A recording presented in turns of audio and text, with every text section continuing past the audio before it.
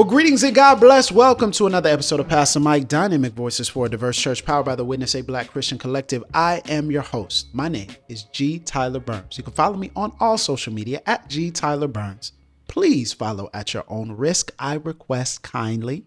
And joining me, as always, is the founder of this thing we call the Witness, a Black Christian collective.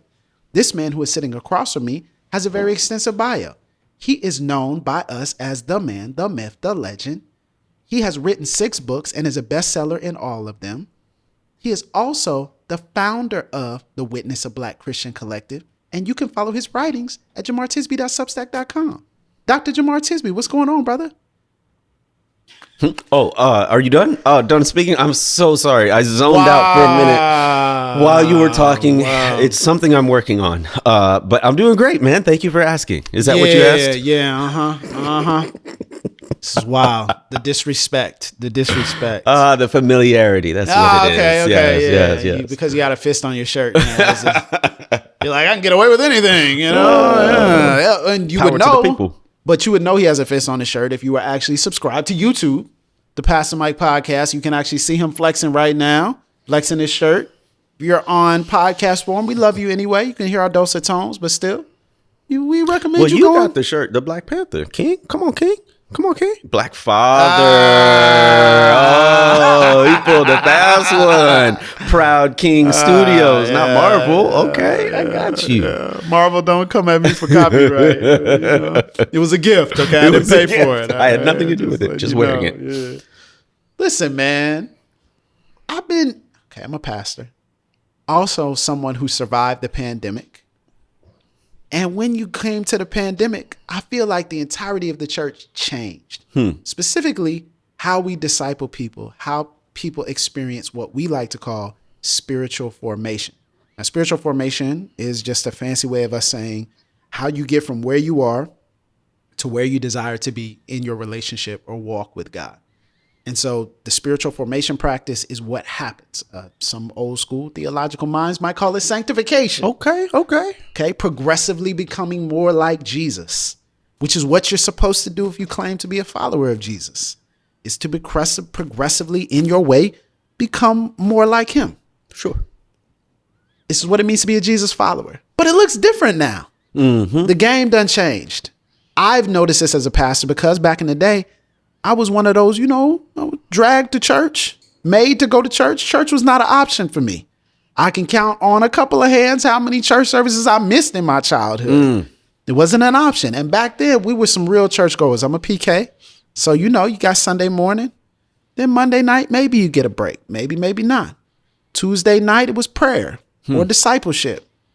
Wednesday night, youth group.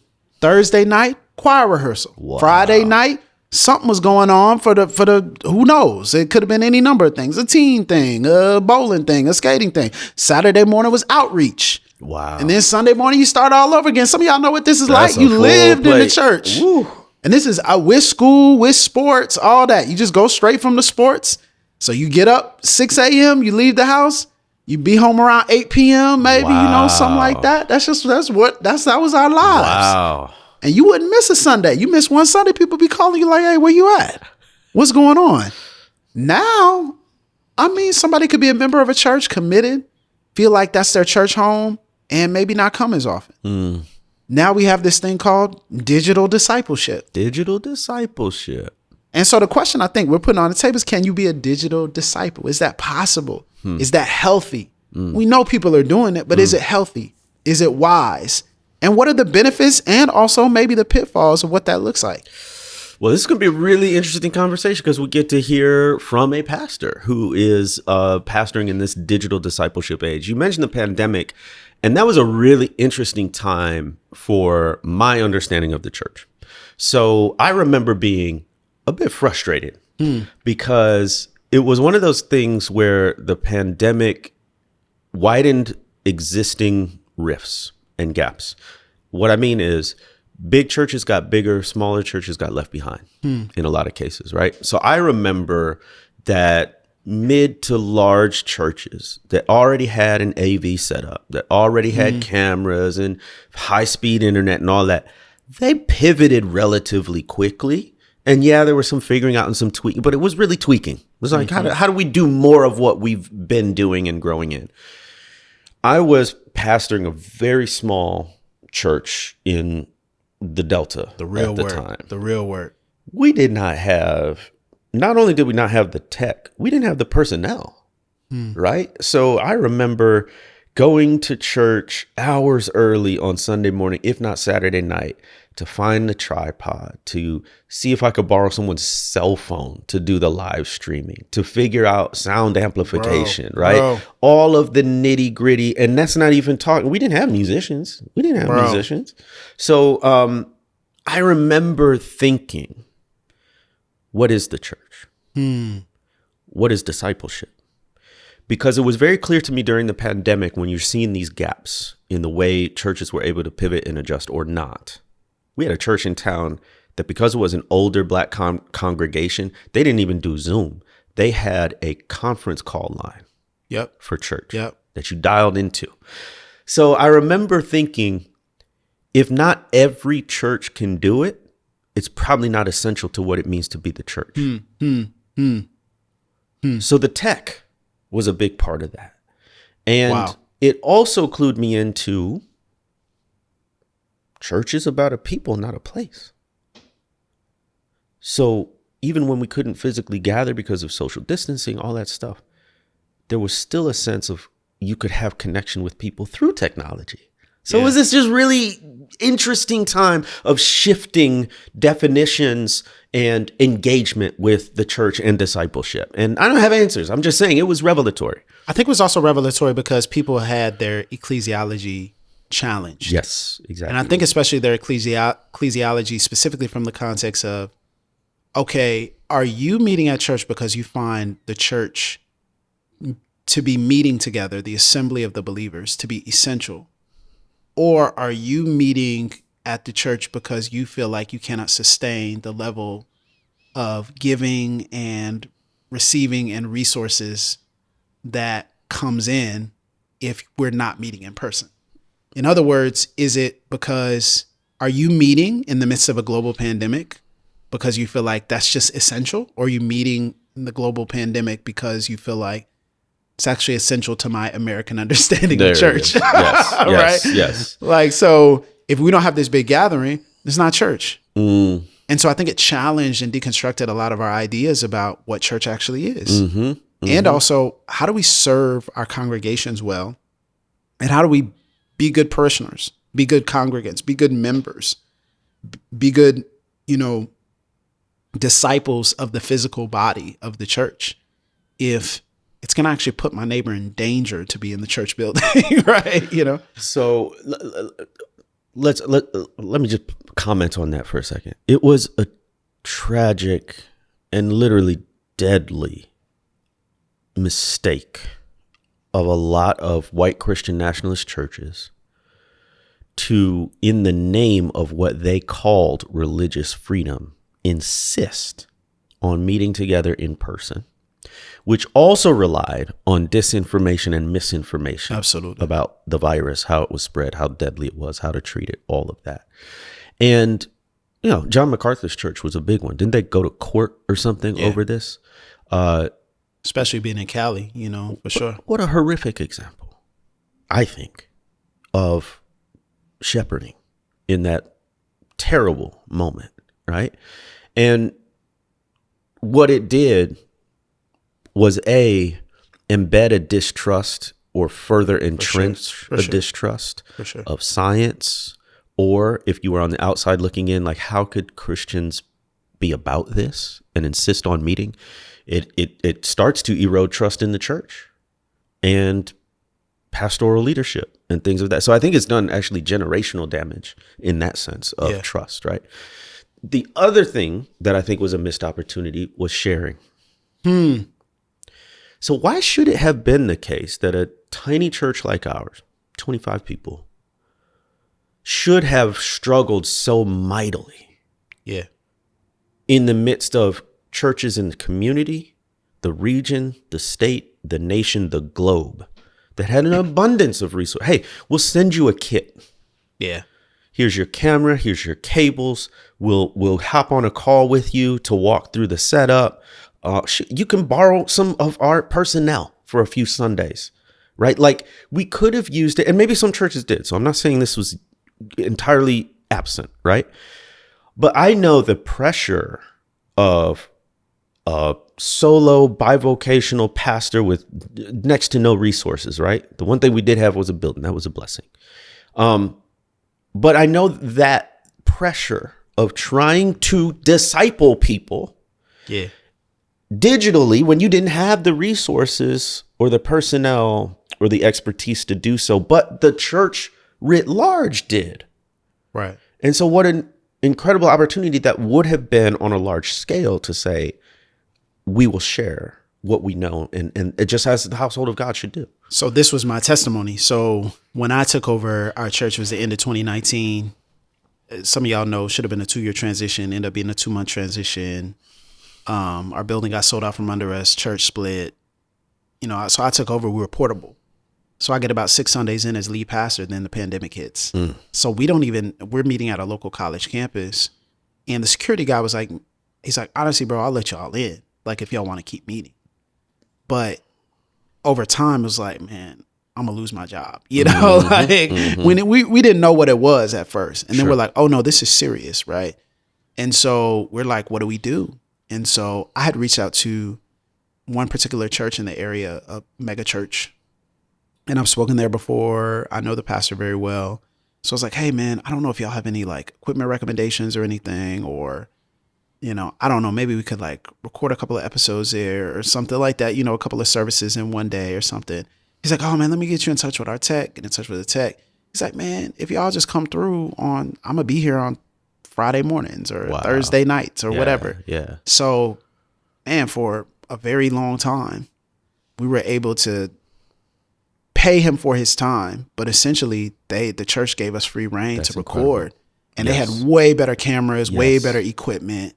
And then when they couldn't do it, they didn't even, it was wild. Like I reached out and like called and told them, I was like, hey, I know this is, they're like, yo, we're not even tripping about it. Just go for it. Like, that's amazing. They were just like wide open. They were just like wide open. They didn't require anything from us. Like we paid the tech and built a great relationship with him. But he ended up like really supporting our church with tech stuff moving forward. Like everything was really super. It was like a sign and symbol of the church. Yeah. And so even when we couldn't meet there, we got creative and we used whatever resources we could, and other churches would help out and support as best as they could.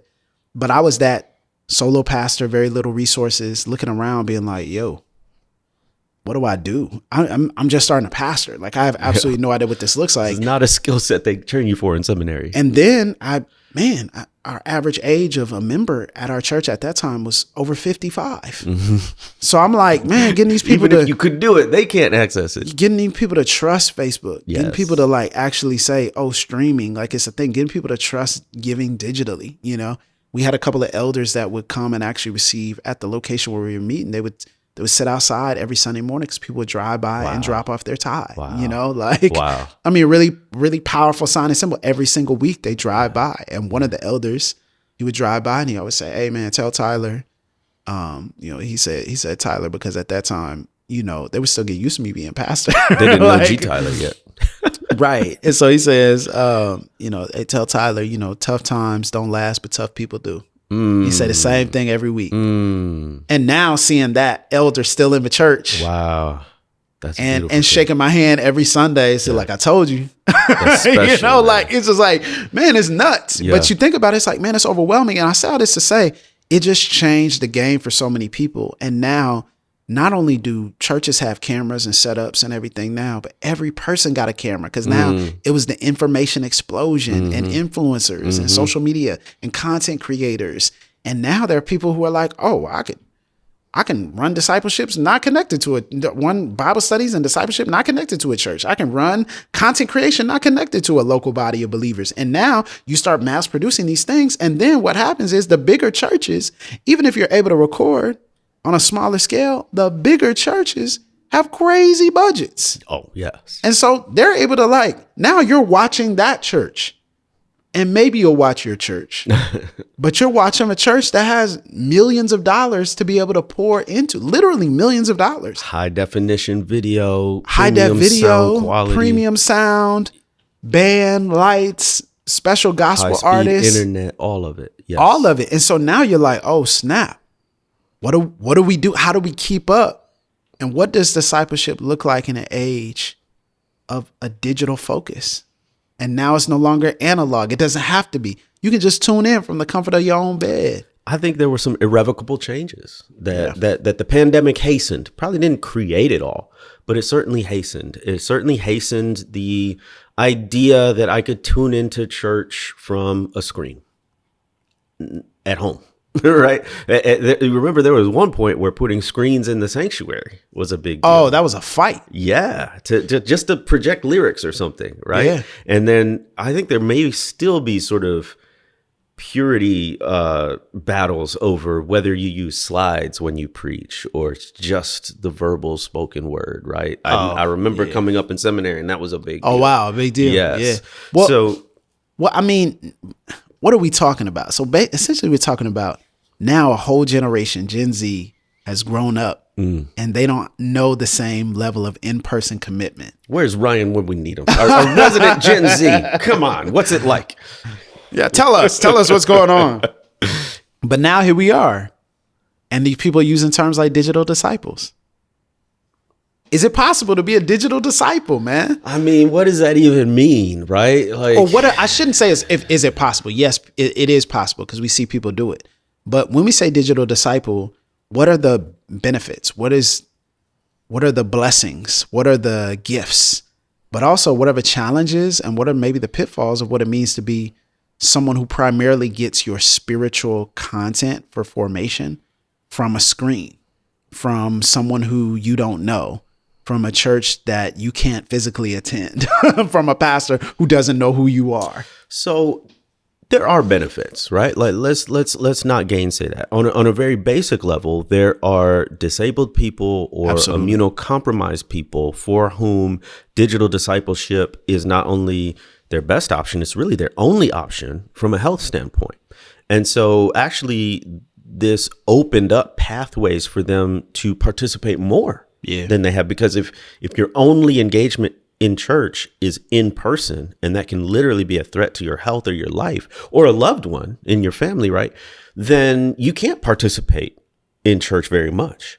And so now I very clearly remember disabled people sort of going back and forth with their church leaders as we were coming out of the pandemic and going back to in-person worship. And they would have to make the case to still stream it online so that these disabled or immunocompromised people could still access it.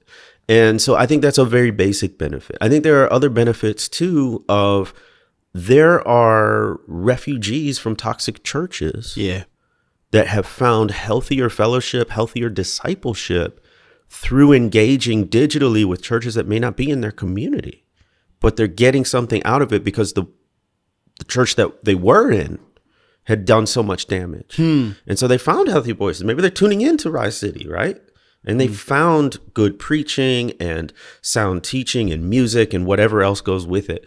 So, I mean, I can go on about benefits to it. I'll say for me, after 2020, it was this very big time of transition in our lives where, you know, it wasn't just 2020, it was into 2021 that we're wary about meeting in person and still masking up and all that stuff. So that extended. And then we moved from the Delta to Louisville. Well, our church that I was pastoring, I got to be the death doula for the church. That's a story for another day. But, you know, the congregation dissolved. And so for a while, we just didn't have a church home. Right. And then we moved from the Delta to Louisville. And, you know, it takes a while to find church. So there was a period of a few years where I wasn't in a physical congregation on a regular basis, unless I was a guest preacher somewhere, right? So in that circumstance, digital discipleship was a lifeline. Going. Yeah, you needed it. You needed it. And I know there are a lot of other people who maybe different precise circumstances, but for one reason or another, haven't had that physical church or congregation to engage in. Well, let's take a break and we'll come back and we'll dive into maybe some of these more of these blessings, but also some challenges as well. Well, greetings and God bless, family. This is your host of Pastor Mike, Tyler Burns, and I am so excited that we're still doing Pastor Mike 11 years after we started. Think about this. 11 years after we started, we're still doing this. And the reason why we can do it is because people like you have supported us from the beginning. We would not still be here if not for the support of people who are our patrons. And if you go to patreon.com/Pastor Mike, if this podcast has helped you in any way, shape, or form, if we have encouraged you to think more deeply about race and justice, if we've inspired you to make change right where you are, if we've been an oasis in the desert in the midst of toxic church spaces, we need your help. We need your support. For just a few dollars every single month, you can keep us going. You literally, as our listeners, keep us going. So head to patreon.com/Pastor Mike. We're passing the mic to you for your support so that we can continue doing this podcast that so many people love. Thank you so much for your support. If you are already a patron, and if you're not, just a few dollars a month. Thank you so much. So we're talking about digital disciples and what does this mean? And this is a term that was mainly made popular by 2819 and Pastor Phil Mitchell and people, kind of in that extended space as well, where they talk about people who just watch online. And I think you've mentioned some of those blessings and also some of the unique circumstances that could happen. And I think that's legit. I think also there's a blessing and a benefit for supplemental encouragement, right? I think that's healthy. One of the things that I came to grips with early on as I pastored, as a lead pastor, is there are some people in my church, I am far and away not their favorite preacher.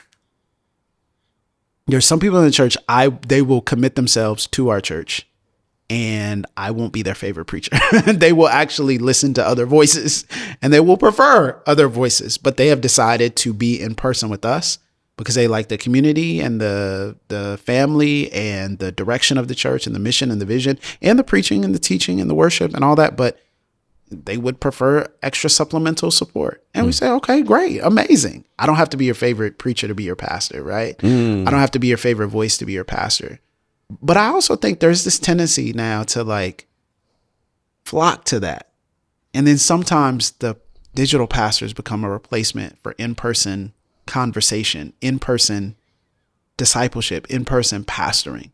And one of the challenges of a Gen Z is I think we can justify it in a number of different ways. And I want to make it clear, if you are in one of the circumstances we mentioned earlier, that's a healthy thing. But one of the challenges I have is sometimes people justify their commitment to a specific person or voice or church, and they justify it by saying, oh, well, I can't find a church like this in my hometown. And we say, probably not.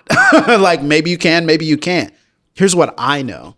Some people have said, man, no church is preaching the Bible.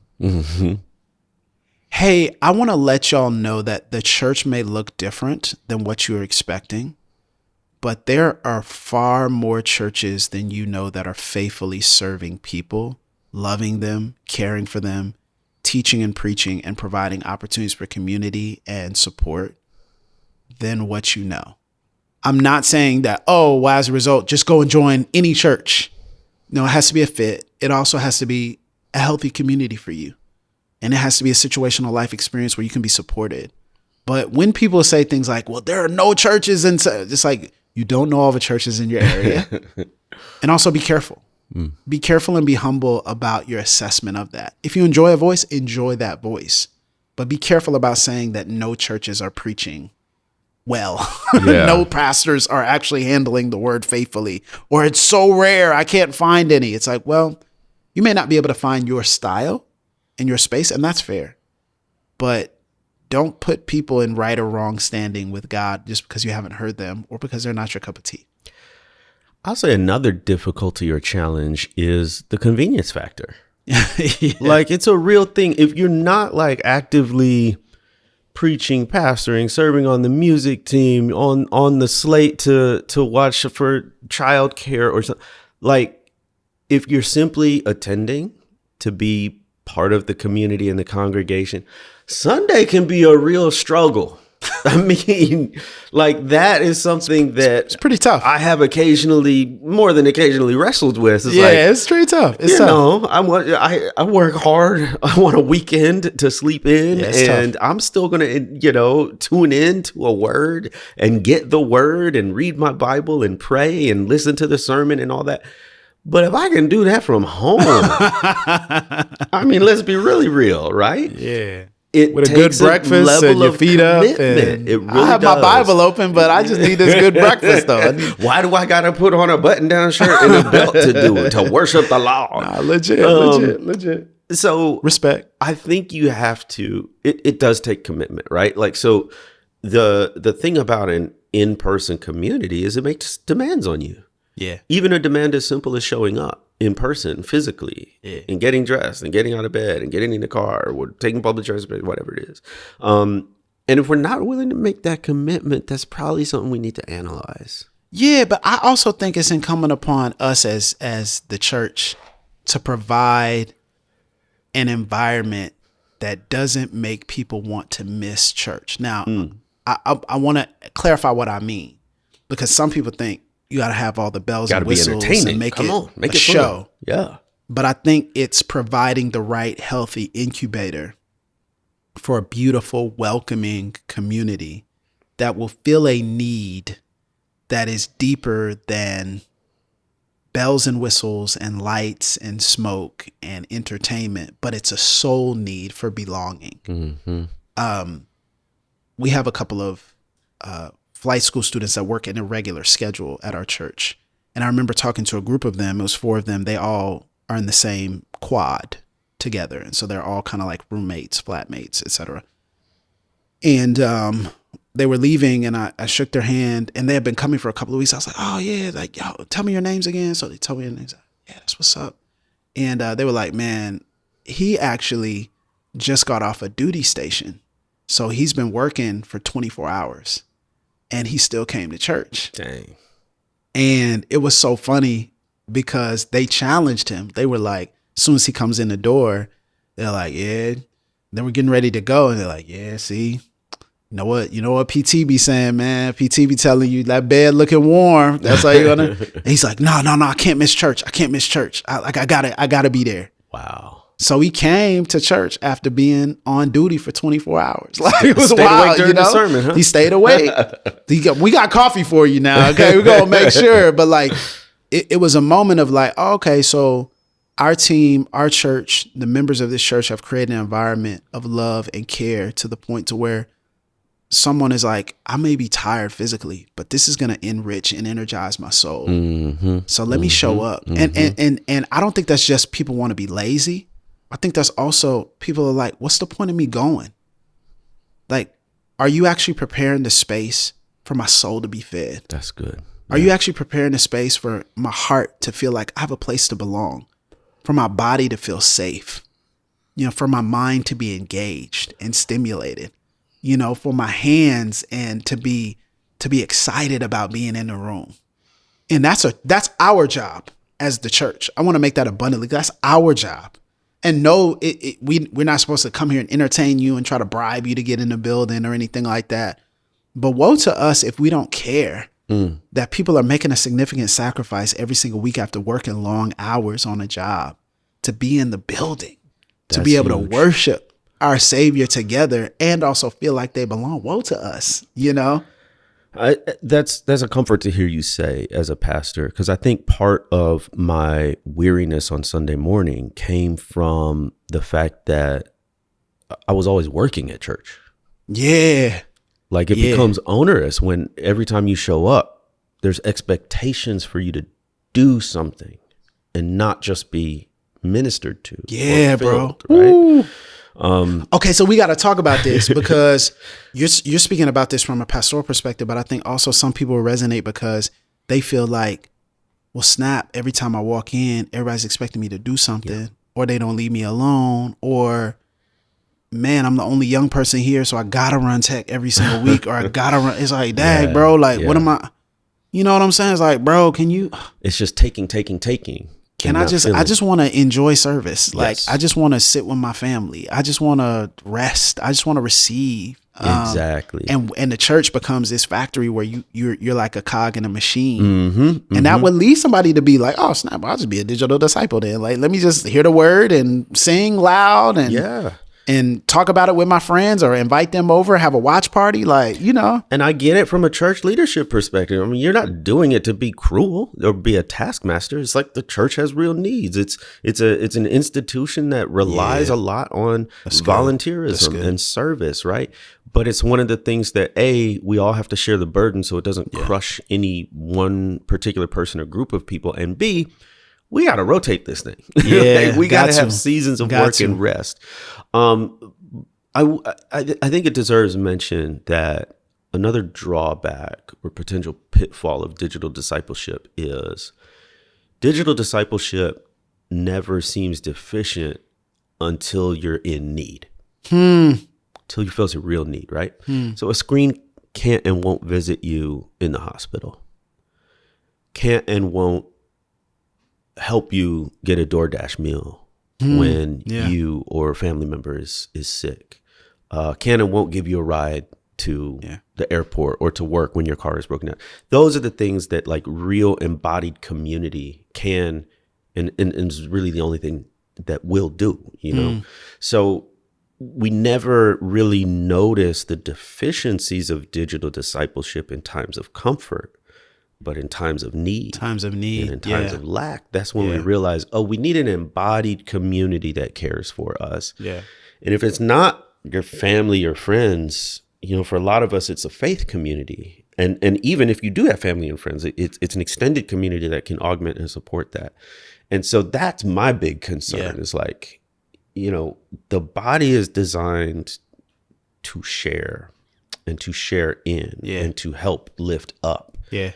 You can't really do, even if you have folks like they'll text you or call you or check in, it's not the same. You know what I mean? Well, there's a difference between a faith community and a sales funnel.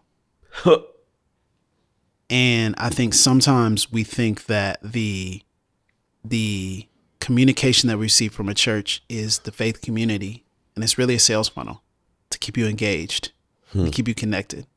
And it's one of the pitfalls. It's one of the pitfalls in modern church, where it kind of becomes more of a, all right, now remember us. Don't forget. Sunday.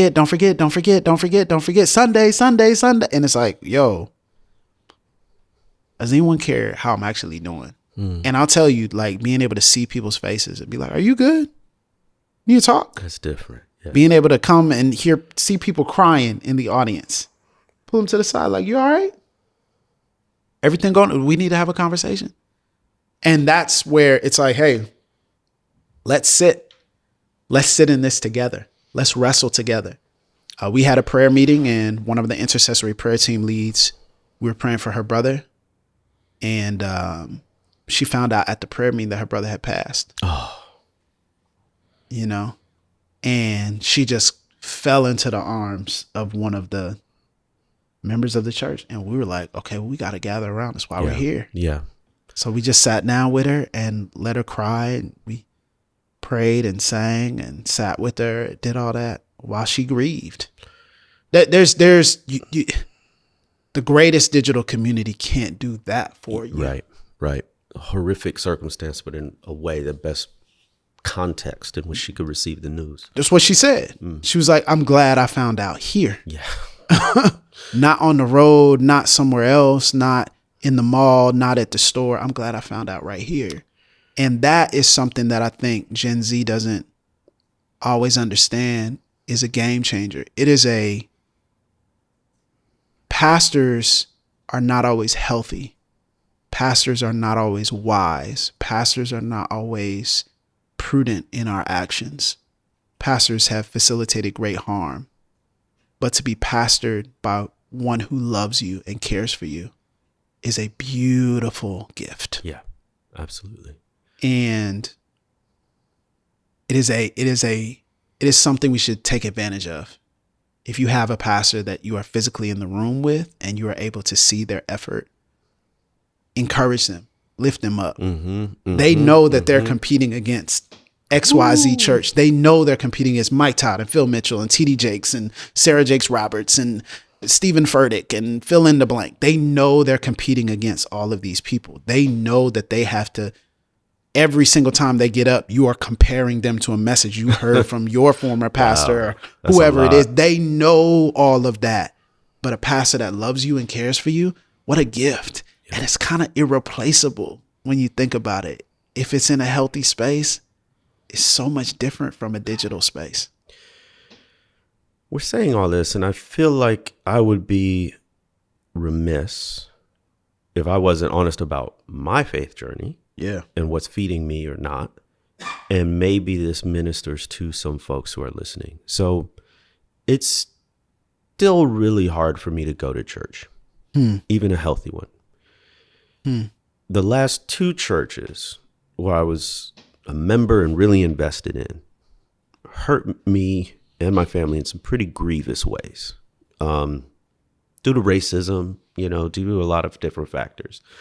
And there's almost an emotional trigger just being in an organized church environment, not because that particular congregation or pastor has done anything, but it's the setting. Yeah. That takes you back to a site of trauma that you endured. And this can be years ago, right? And I've communicated with people across the nation that love Jesus, that even want to go to church, but they're like, I hear that song. Yeah. Yeah. I sit in a pew. Yeah. I smell the incense.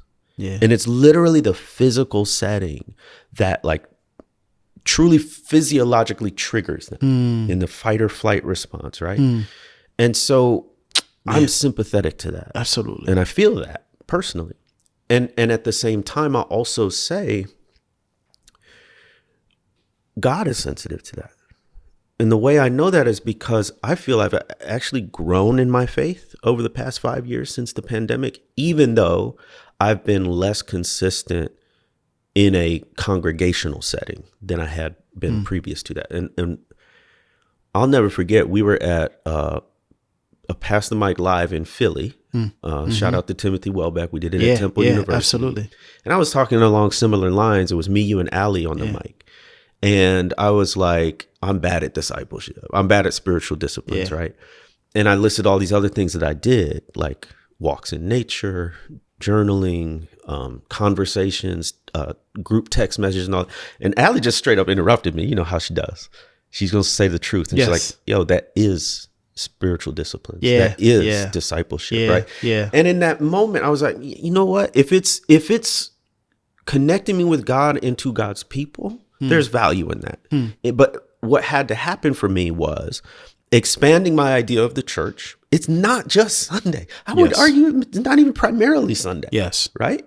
It's if it's healthy, it's holistic. Yeah. It's 360. It's 24/7. And there are ways to access God, Jesus Christ, God, who that may not be the traditional Bible study, quiet time, midweek study with the group, Sunday morning congregational work. I'm not saying any of that is bad. I'm just saying there's more to it. Yeah. And it took some of the harm that made it hard for me to go to church to explore these other ways of accessing God and accessing community. So this is not just one-on-one, Jemar and Jesus. Yeah. This is also with other believers in different ways of engaging. Yeah. So, to the people who church is still really hard. Yeah. It's still a site of pain and you're wanting to heal, like you haven't let go of your faith. I see that. And I think digital disciple can be a good bridge or a stopgap. Yeah. And there are lots more ways to access growth and discipleship than maybe we've been taught. And I think, number one, thank you so much for being courageous enough to be honest about where you're at. I think that's going to help a lot of people. They're going to resonate with that. But I think beyond that, bro, I think it's really powerful to see you working through that and hanging on to Jesus in the midst of that. And what I love about what you just said is there are non-traditional ways to be discipled. And just because it's non-traditional doesn't mean it's unhealthy. Doesn't mean it's harmful. Doesn't mean God frowns upon it. But also, like, there's a distinction in the sense of you're actively pursuing something for yourself. You're not just sitting back and being a consumer of content, but you're actively pursuing something for yourself. You're actively working for the health that you need and you desire. And man, I wish we had better. I wish we had more patience with people. I wish we were more gentle with people. And what I found is we like to bully people to come to church and be in that room and everything. And it's like, man, let people be on that journey. Just keep a seat open for them. Just keep an open seat at the table for them and keep the meal warm. Yeah. Keep the meal warm, keep a blanket available, keep the seat open, keep the water cold, and keep the hugs as warm as you possibly can. And people will come if they need to. And if they don't need to come to your church, that's okay too.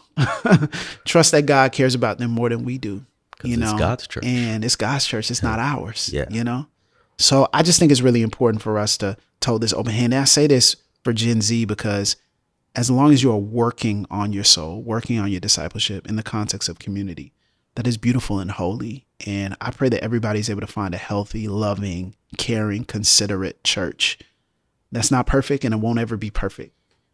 It'll be frighteningly human. A church will be frighteningly human, you know, and sometimes in scary ways, but it's still a beautiful place. And I hope that there's a space where people can find that. And honestly, if that bridge is online, praise God. I just don't want it to be something where people feel like they've got to vicariously live through someone else's content or an influencer's sermon or something like that. Yes. There's so much more, you know? And I think the issue isn't, oh my goodness, this competition with the local church. It's like, there's so much more for you than just watching a sermon online. There's just so much more for you than that. There's that invitation. It's an invitation to something deeper, something much more mysterious, something much more asynchronous, something much more beautiful, really shocking, that comes in ways you wouldn't expect. And there are brothers and sisters in other faith environments and in other countries that do not have all the accoutrement of evangelical church in America, but they have a beautiful, mysterious community. Yeah. And I pray that no matter who you are, you have that. Amen and amen. Yeah. Well, y'all, how are you experiencing this? I hope this has been encouraging for you. As always, you can subscribe, rate, and review the podcast wherever podcasts are listened to. We are physically here. You can see us visually on YouTube at the Pastor Mike Podcast. That's subscribe. And if you want to continue supporting the work, patreon.com/Pastor Mike is the way that you can support every single month. We love y'all. We hope this was a balm for your soul. We hope it was encouraging for you. And we will see you soon on the next Pass the Mic.